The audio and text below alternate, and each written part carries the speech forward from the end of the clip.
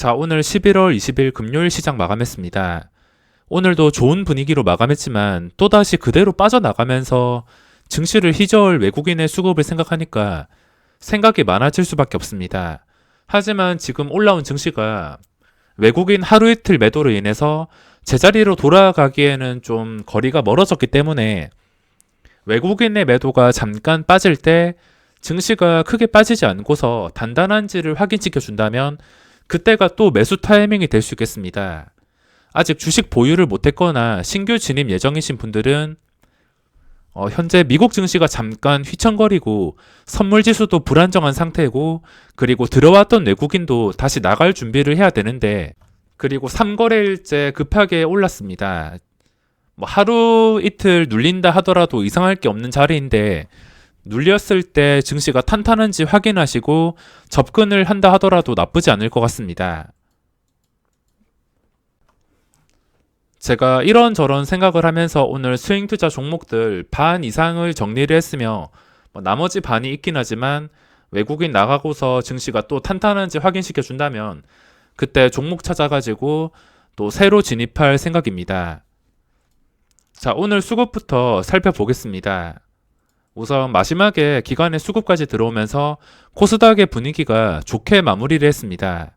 그리고 코스피도 나쁘지 않았는데 보시다시피 그동안 코스피를 주도했던 삼성전자와 반도체 종목들이 지금 삼성전자, 하이닉스 잠깐 쉬어간다고 코스피 지수의 변동성이 적어졌습니다. 그래도 올라온 자리를 안정적으로 유지해주고 있으며 특이사항이 나오지 않는 이상은 딱히 경계해야 될 필요도 없어서 우리나라 분위기로만 봤을 때 정말 좋은 편입니다.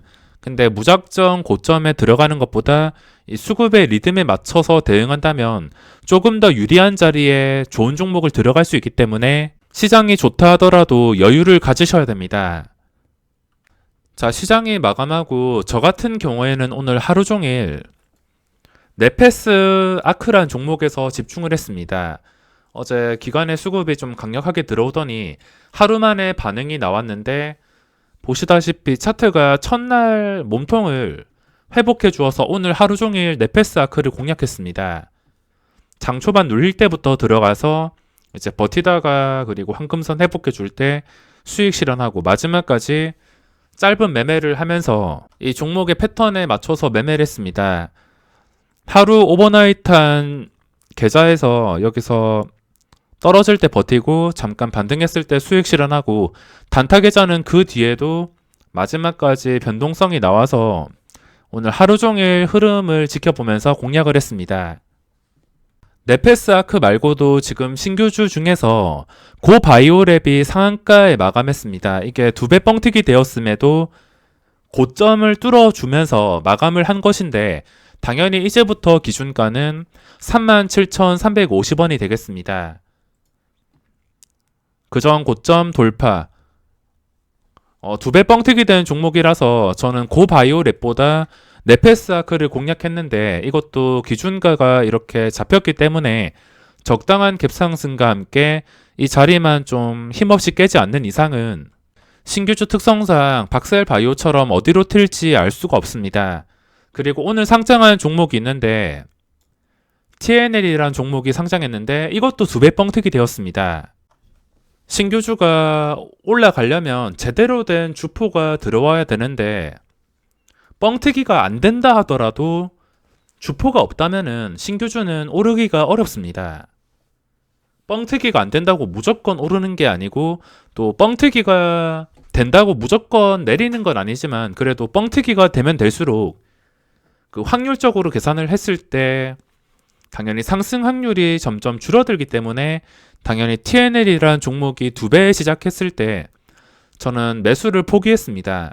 아예 쳐다도 안 받고 2배 시작하고 나서 VI가 걸리고 나서 또 10% 정도 띄어서 시작을 했습니다.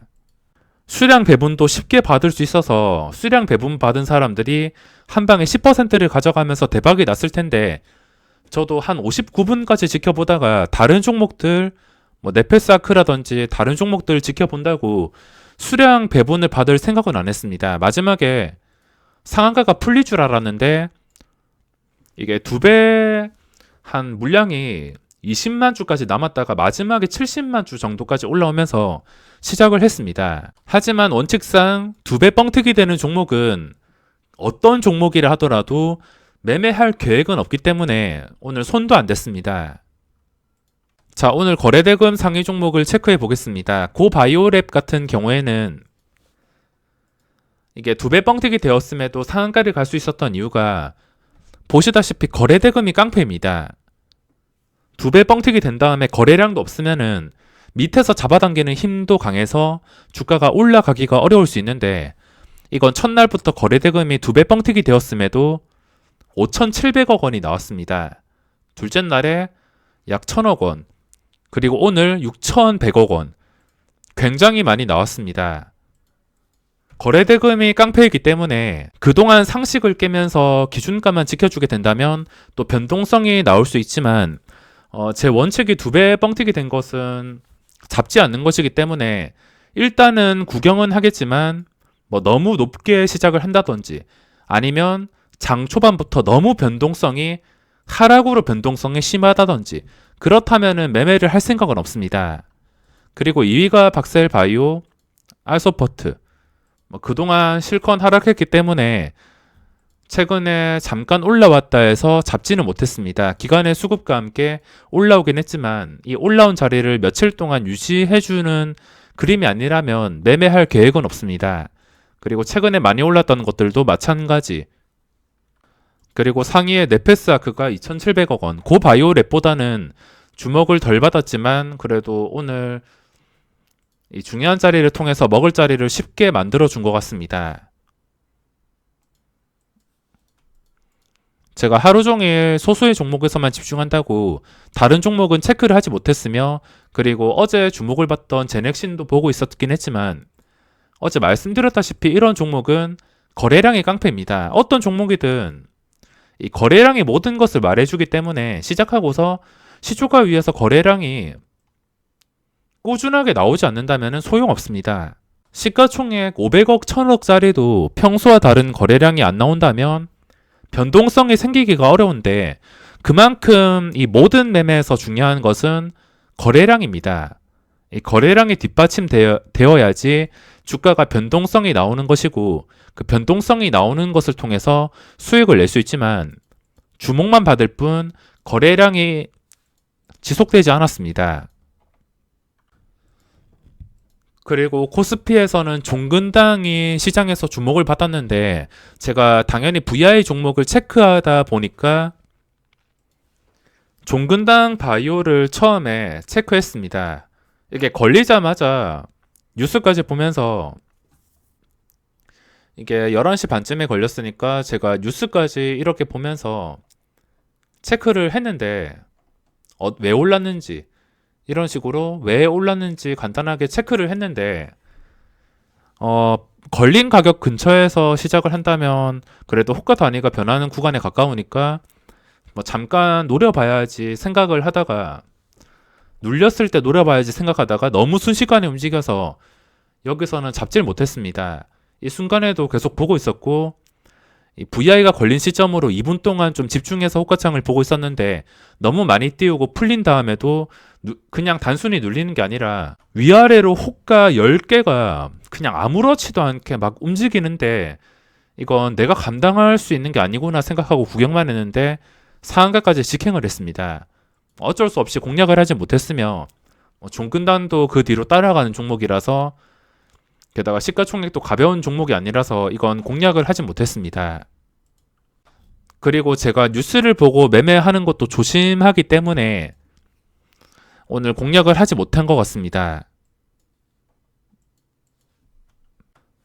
어제 강했던 종목 중 유나이티드 제약 그리고 테린 포장이 있었는데 둘 다 오전에 시세가 나오긴 했지만 시세가 좀 강하게 나왔습니다. 근데 결과가 좋지가 않습니다.